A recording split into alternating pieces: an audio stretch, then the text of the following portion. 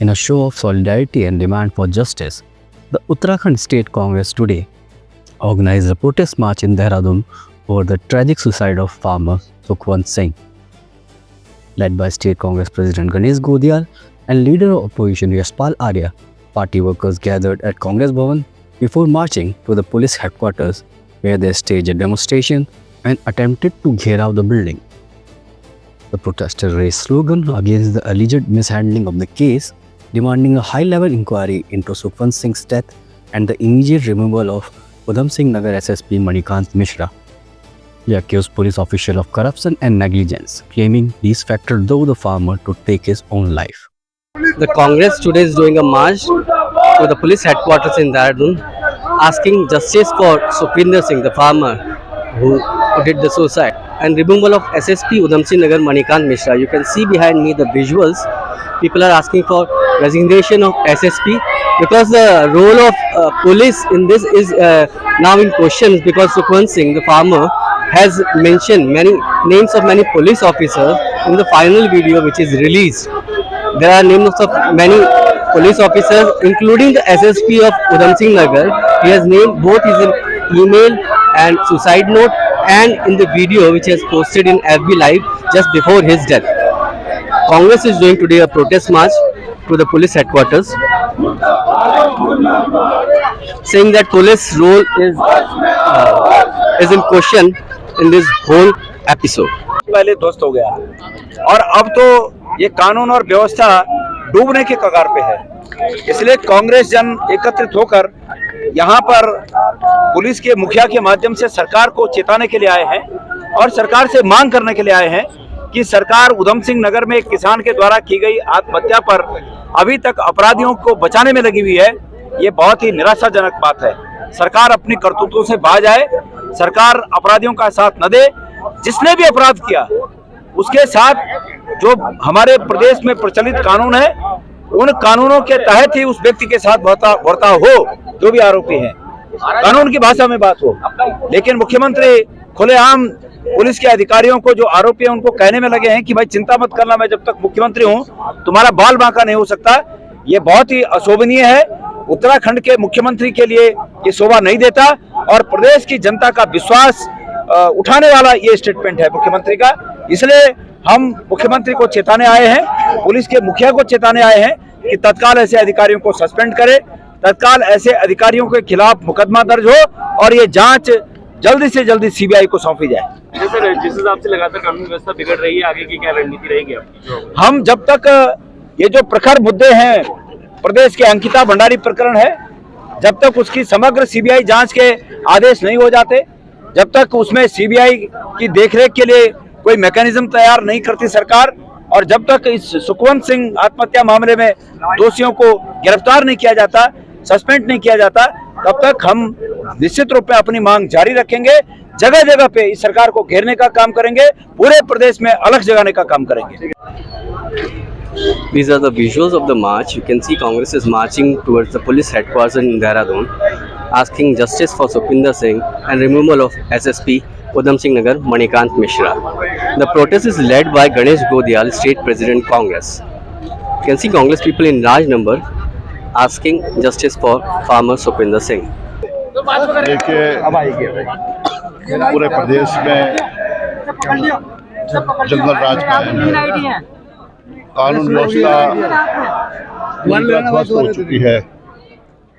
Police के जो रक्षक हैं वो आज भक्षक बन गए हैं और जिस तरह से काशीपुर के किसान नौजवान ने पुलिस सिस्टम के दबाव में आत्महत्या कर ली और उन्होंने जो मौत के पहले जो उनके शब्द हैं वो झंझोरते हैं, कचोटते हैं सभी को। कितनी वेदना, कितनी पीड़ा, कितना दर्द होगा जिसकी वजह से उसने आत्महत्या कर ली। और उन्होंने साफ तौर से कहा है कि मेरे मौत के जिम्मेदार ये लोग हैं, नाम लिए गए हैं, एसएसपी उधम सिंह नगर, थानाध्यक्ष और पुलिसकर्मियों के नाम मौत से पहले लिए गए हैं और उन लोगों के भी नाम लिए हैं कि जिनकी पुलिस से सांठगांठ थी और पुलिस की प्रताड़ना से, पुलिस के डर से अंततः उसने आत्महत्या की। स्पष्ट है कुछ लोग सस्पेंड हो गए हैं, कुछ लोगों को लाइन हाजिर किया गया है। मौत से पहले का जो बयान है उसके आधार पर एफआईआर दर्ज होनी चाहिए थी, उसके आधार पर सस्पेंशन होना चाहिए था। एसएसपी उधम सिंह नगर उन लोगों को सस्पेंड करते हैं, उन लोगों को लाइन हाजिर करते हैं, जबकि उसी वीडियो में उनका नाम लगातार 2 बार लिया गया है। ये किस तरह का कानून है, ये किस तरह का पुलिसिया सिस्टम है। हमारा मत है कि इसमें स्पष्ट रूप से एसएसपी से लेकर जो अन्य थानाध्यक्ष, अन्य पुलिसकर्मी हैं, उनको सस्पेंड किया जाना चाहिए, उनके खिलाफ प्राथमिकी दर्ज हो और उच्च स्तरीय जांच हो। एसआईटी का गठन निष्पक्ष होती है और प्रशासन और सरकार इसको दबाना चाहती है। यह एक युवा और किसान की मौत का प्रश्न नहीं है। ये अराजकता, ये भू माफिया, ये शराब माफिया, खनन माफिया, ये गठजोड़ निरंतर लगातार पूरे प्रदेश में लोगों को डरा रहा है, धमका रहा है और आत्महत्या करने के लिए मजबूर कर रहा है। ये एक धब्बा है, काला धब्बा है। उत्तराखंड के सरकार के नाम पर एक काला धब्बा है और निश्चित रूप से आज हमने फैसला किया है, डीजीपी से हम वार्ता करना चाहते हैं। हम अपनी बातों को, हमने कुछ बिंदु पर उनसे चर्चा करना चाहते हैं। सस्पेंशन हो, प्राथमिकी दर्ज हो और उच्च स्तरीय जांच हो। अगर उनकी बातों से के बाद इसका क्या उनका इस मामले में दृष्टिकोण है, उसके पश्चात ही हम आगे की रणनीति तय करेंगे।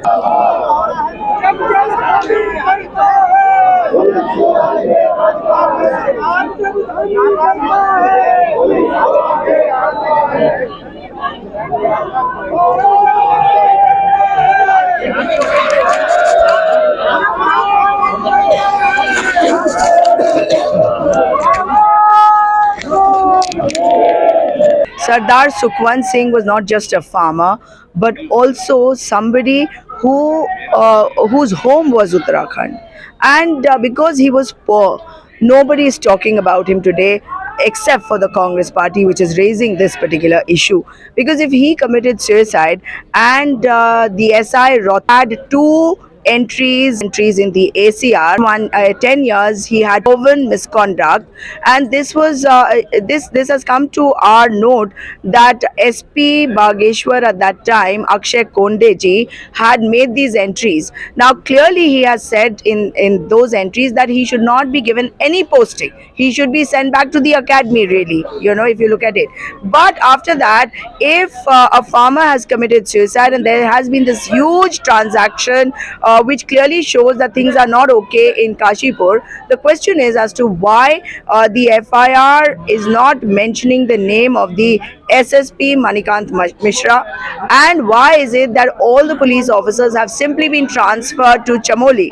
That is not how you conduct an investigation. That is the way to conduct an internal inquiry and give a clean chit to all the policemen. Whereas it is in Uttarakhand that the Ranbir encounter took place and a number of police officers were jailed, convicted and jailed. So if the police really wants, Mr. Deepam said, DGP must take action because it is making people lose trust in the policing system of Uttarakhand, which is extremely concerning. Yesterday, SI Rotila was to answer the question and came to present his side to the Kumaon Commission. It is concerning that if the commissioner of Kumaon, Mr. Deepak Rawat, has to say that people are not listening to him and he is calling them, then clearly the system has collapsed completely. Why is it that the SSP Manikant Mishra is still in his place, first of all? And if the major districts are going to be run by PPS promotees, clearly you have sidelined our IPS officers. Entire coming to dust in the times of the BJP and especially Mr. Dhami. So if it is an inquiry, then that itself raises a question. This should be an investigation, not an inquiry. There is a difference between the two. Does Mr. Deepak Rawat, who is such a famous YouTuber and he's an IAS officer, he doesn't understand this? Clearly, there is a clear attempt to save the police guys in this particular matter, and Mr. Deepak Rawat should look within and ask himself a question as to whether he is capable of conducting this investigation. He should stop calling it an inquiry. It is not an inquiry. It has to be an investigation.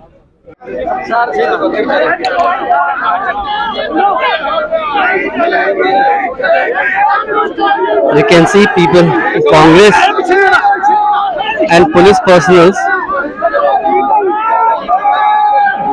engaging with each other. Congress people are trying to go forward and police is trying to stop them. You can see there is a tussle between police personnel and Congress people here, and Congress people they want to march towards the police headquarters but trying to stop them.